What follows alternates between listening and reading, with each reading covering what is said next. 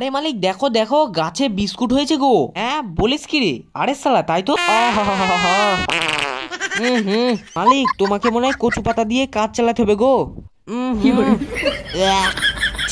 খোকা ভিডিওটা শেষ অবধি দেখবে, তবেই তো আরো বেশি মজা পাবে।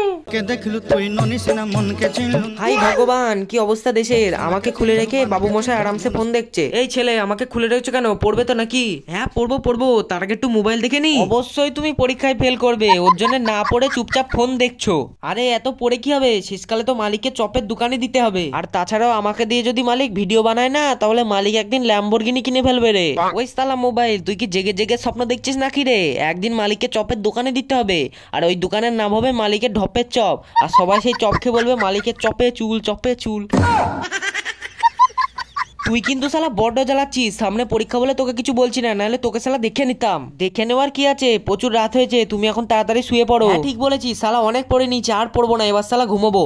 সকালে ঘুম থেকে ওঠার পর সকাল সকাল ঘুম থেকে উঠতে না উঠতেই কেমন যেন একটা চাপ এসে গিয়েছে। মালিক তোমাদের বাড়ির পিছনে বাগানটা একদম ফাঁকা, এখন গিয়ে তুমি হালকা হয়ে আসতে পারো।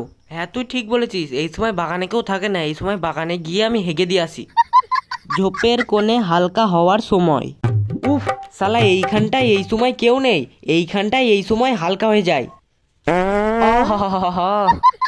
মালিক তুমি তাড়াতাড়ি কাজটা সেরে নাও, না হলে লোকজন চলে আসতে পারে। হ্যাঁ রে, আমার তো শুধু 1 ঘন্টা সময় লাগে। এখনো 1 ঘন্টা? মালিক তুমি কি হেগে হেগে পাহাড় বানাবে নাকি গো? এ বাবু, তুমি কি শুকনো মাছ টাছ খেয়েছো নাকি গো, যেরকম শিয়াল পচার মতন পাচ্ছ? হাই যা পড়ে গেলাম গো। যাস শালা, কি করে পড়ে গেলিস রে? মালিক কে যেন একটা লাঠি দিয়ে খুঁচা মারলো গো। এবার শালা আমি কি দিয়ে পেছন ধোবো রে? মালিক তোমাকে মনে হয় কচু পাতা দিয়ে কাজ চালাতে হবে গো। শালা হাতে লেগে গেল নাকি রে গু? কচু পাতা দিয়ে পেছন মুছে বাড়ি আসার সময়। শালা কচু পাতা দিয়ে পেছন মোছার পর কেমন যেন একটা পেছন চুলকাচ্ছে। শালা জলটাও পড়ে গেল। শালা মনে হয় আমার কপালটাই খারাপ। আরে মালিক দেখো দেখো গাছে বিস্কুট হয়েছে গো। হ্যাঁ বলিস কি রে? আরে শালা তাই তো।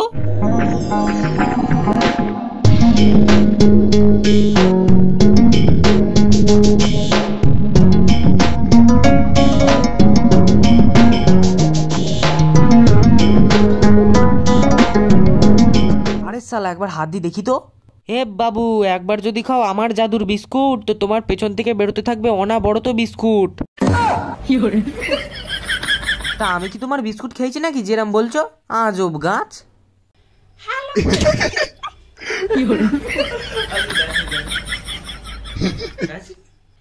হ্যালো গাইস, ভিডিওটা লাইক করে